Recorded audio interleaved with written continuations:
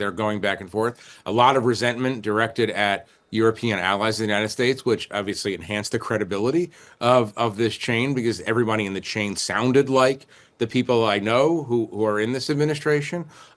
Nevertheless, it wasn't until Saturday that I was reasonably certain that this wasn't a hoax, that I had actually mistakenly been included in a conversation of the Principals Committee, essentially the leaders of the national security community, including the head of the CIA, in this discussion of whether the Houthis should be attacked in Yemen. Honestly, my reaction was, I think I've discovered a massive security breach in the United States national security system, which is to say, it's almost automatically true that if the editor-in-chief of The Atlantic is being given access to this kind of information, weapons systems and packages and timing and weather in Yemen and all kinds of information about sequencing of particular events, then obviously there's a security breach. This is one of the most stunning breaches of military intelligence I have read about in a very, very long time. What we have here are senior U.S. leaders, including the Vice President and Secretary of Defense, having classified discussions of military action over an unsecure app.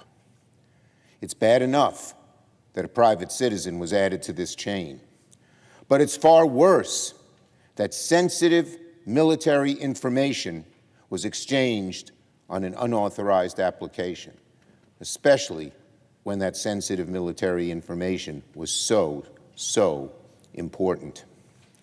If these detailed exchanges about coordinating military operations fell into the hands of America's enemies, it could get people killed. It could severely harm our military. It would put America's national security in danger. This debacle requires a full investigation.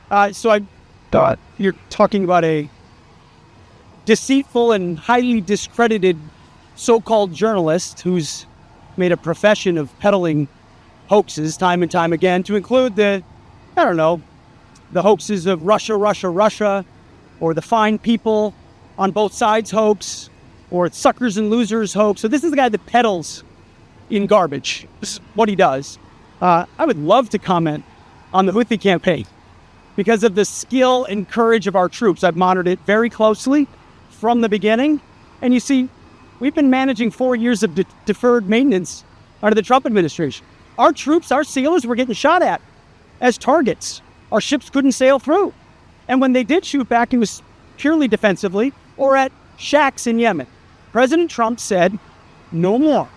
We will reestablish deterrence. We will open freedom of navigation, and we will ultimately decimate the Houthis, which is exactly what we're doing as we speak from the beginning, overwhelmingly.